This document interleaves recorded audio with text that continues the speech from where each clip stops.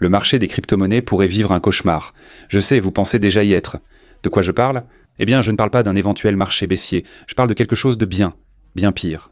La peur des ordinateurs quantiques refait surface, car cette technologie progresse sans cesse. Cette peur va s'accentuer, car ce type de technologie pourrait casser le code du Bitcoin et de l'Ethereum en quelques années et faire chuter leur prix à presque zéro.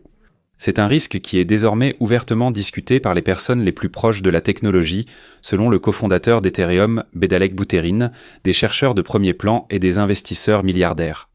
Nous pourrions n'être qu'à 2 à 5 ans d'atteindre la zone de danger quantique du Bitcoin, ce qui signifie que la nécessité d'agir est bien réelle, ici et maintenant. Et quand des personnes comme celle-ci signalent toute la même fenêtre de risque en même temps, peut-être devriez-vous y prêter attention. Abordons la menace de l'informatique quantique, non pour créer une peur infondée, mais pour vous informer, comprendre les risques réels et savoir ce qu'il faut faire avant qu'il ne soit trop tard. Soyons donc très clairs, l'informatique quantique ne va pas casser Bitcoin demain. Les avancées se font plus vite que prévu, rendant leur menace plus imminente que vous ne le pensez.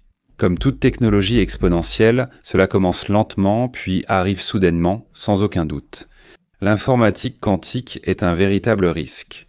Et l'erreur que nous pourrions tous faire, bien sûr, c'est de supposer que les ordinateurs quantiques suffisamment puissants pour casser la cryptographie sont à des décennies de nous. Parce que ce n'est probablement pas le cas. Vitalik prédit qu'il y a 20% de chances que les avancées quantiques puissent casser le Bitcoin d'ici 2030. Scott Aronson, un chercheur de premier plan en informatique quantique, dit qu'une fois le problème de correction d'erreurs résolu, ce sera le moment où les ordinateurs quantiques pourront effectuer des calculs de manière fiable sans faire d'erreur. Et c'est à ce moment-là qu'ils commenceront à accélérer rapidement. Mais ce qui fait peur, c'est que vous n'avez pas besoin d'un ordinateur quantique géant et parfait avec des millions et des millions de qubits pour causer des dégâts, il suffit d'avoir assez de qubits qui fonctionnent de manière fiable pour exécuter le programme spécifique. Cela pourrait suffire à briser le chiffrement du Bitcoin. Et il pense que cela pourrait réellement menacer le Bitcoin avant la prochaine élection présidentielle américaine en 2028. C'est vraiment proche. L'investisseur milliardaire Chamath Palihapitiya a fixé un calendrier strict, favorable aux investisseurs. En utilisant le prototype de puce quantique Willow de Google comme point de référence pour mesurer les progrès, il dit « Nous étions effectivement sur un compte à rebours de 2 à 5 ans. Actuellement, la puce Willow de Google prouve que la correction d'erreur est possible, car elle utilise un seul qubit pour réellement causer des dommages.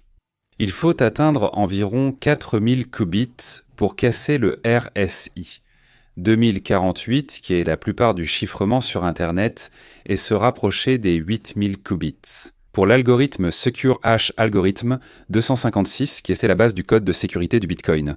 Donc Willow n'est pas dangereux en soi. Certainement pas encore, mais nous sommes sur la bonne voie, nous nous rapprochons de plus en plus. Le risque vient de la rapidité avec laquelle cette voie peut encore être franchie. Chamath Palihapitiya pense que cela arrivera dans 2 à 5 ans, et même si cela paraît terrifiant, c'est pire. Oh, ça empire toujours. Mais tu sais ce qui n'est pas top ? Recevoir de gros bonus de trading car, devine, prix en hausse ou baisse, XRP Bitcoin, Ethereum, Solana. Tu peux trader ce que tu veux et gagner sur tous les marchés. J'ai utilisé Bitunix. Je trade sur Bitunix depuis un moment, la plupart de mes contrats à terme sont là-bas. Tu peux me rejoindre si tu veux. Il n'y a jamais eu de meilleur moment pour prendre des positions longues sur les hausses, des shorts sur les baisses, tout ce genre de choses. Le lien est en dessous. Tu as des bonus de dépôt impressionnants, par exemple 1000 pour 200, 2000 pour 400. Ils offrent des bonus de baleine incroyables. Par exemple, déposer 50 000 et récupérer 5 000. C'est fou. Le lien est dessous. Va vérifier encore. C'est accessible à tous, partout, donc à toi aussi. Tu peux commencer à trader sur Bitunix maintenant. Et ça empire. L'informatique quantique n'a pas à casser tout le Bitcoin pour faire chuter le marché. Les maillons faibles sont déjà visibles. Deloitte estime qu'environ 25% du Bitcoin est déjà vulnérable en ce moment. Ce sont des pièces immobiles depuis des années, principalement dans d'anciens portefeuilles aux clés publiques exposées. Pensez aux portefeuilles de l'époque de Satoshi, aux adresses dormantes et aux comptes d'échange négligés sans sécurité renforcée. Cela inclut aussi la réserve d'1 million de pièces de Satoshi, qui pourraient arriver sur le marché si compromises. Elles sont dans plusieurs portefeuilles, mais dès qu'ils en cassent un, ils en briseront d'autres. Tu te souviens ? On pense que la réserve de Satoshi est d'environ 11 millions de bitcoins. Cela écraserait tout instantanément. Quels que soient tes objectifs de prix, vise encore plus bas. Cette réserve est importante non seulement pour sa taille, mais aussi pour la façon dont les premières adresses ont été créées. Ce sont les toutes premières transactions Bitcoin. Elles utilisaient un format de portefeuille appelé Pay to Public Key, qui expose la clé publique sur la blockchain de façon permanente. Les adresses Bitcoin récentes, comme Segwit, utilisent une clé publique hachée, gardant ainsi la clé cachée jusqu'à une dépense. Cela leur apporte une protection contre ces menaces quantiques. Les anciennes adresses de Satoshi exposent toujours la clé publique, rendant toutes vulnérables si un ordinateur quantique assez puissant apparaît. Les attaquants n'ont pas à attendre une transaction, tout est déjà exposé, ils disposent déjà de la clé pour s'introduire. Les hackers ne s'attaquent même pas à Fort Knox en premier, ils vont d'abord vers les cibles faciles. Quelques attaques bien ciblées sur ces points faibles, les anciennes adresses et les pièces de Satoshi pourraient en déclencher la panique, des cracks éclairs et des chocs de liquidité, bien avant que l'informatique quantique ne menace réellement le réseau dans son ensemble. Ajoutez à cela le fait que de nombreux acteurs institutionnels et plateformes d'échange détiennent des quantités concentrées de Bitcoin, et même une faille mineure pourrait se répercuter sur le marché, en quelques heures. Les choses luisantes s'emballent coulent vite, l'horloge quantique avance, c'est une menace réelle. La question, quand cela deviendra-t-il menaçant ? Les zones les plus exposées du réseau risquent de tomber en premier. Ce sont les pièces de Satoshi, les plus gros sacs qui existent, la pomme la plus juteuse à cueillir de l'arbre. Les investisseurs qui ignorent cette menace ne sont pas prudents, ils sont complaisants. En réalité, quand l'informatique quantique pourra menacer tout le réseau, il sera déjà trop tard pour agir. Il sera trop tard pour sauver certaines pièces. Le débat porte sur le fait que mettre à niveau le réseau Bitcoin vers de nouvelles normes de portefeuille revient à se résigner. Le fait que les pièces de Satoshi seront piratées et redistribuées dans le réseau à un moment donné, c'est pour ça que les prochaines années sont cruciales. Alors maintenant, je sais que vous vous dites probablement « Oh mince, je devrais juste vendre toutes mes cryptos aujourd'hui. Ce marché est foutu de toute façon, c'est n'importe quoi. » Quittez le marché des arnaques, restez calme et ne vendez pas vos cryptos à cause du fear, uncertainty and doubt. Si l'informatique quantique et les pirates peuvent tout casser, tu t'inquiètes seulement pour le Bitcoin ? Non, non, non, mon pote. Tous vos mots de passe, sites web et comptes bancaires sont piratables. Pensez-vous que votre banque sera à jour à temps ? Ouais. La bonne nouvelle, c'est que le réseau Bitcoin peut être mis à niveau pour se défendre contre les attaques quantiques. La mauvaise nouvelle, c'est que ce n'est pas aussi simple que d'appuyer sur un interrupteur. D'accord ?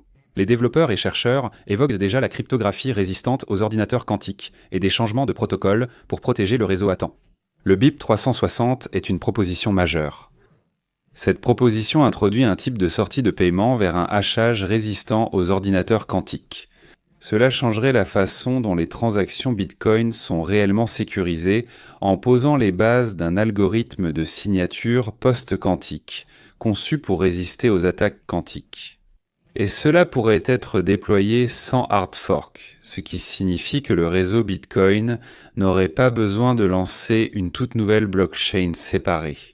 Il existe également des propositions de hard fork qui en sont au premier stade. Cela imposerait essentiellement une migration des signatures de transactions héritées vers des signatures résistantes aux ordinateurs quantiques. Possiblement avec des échéances après lesquelles la cryptographie obsolète serait tout simplement rejetée par le réseau. Proposition intéressante, mais il est difficile d'obtenir un consensus dans la communauté Bitcoin, même sur la couleur du ciel. C'est bleu ou non clair-gris, peu importe.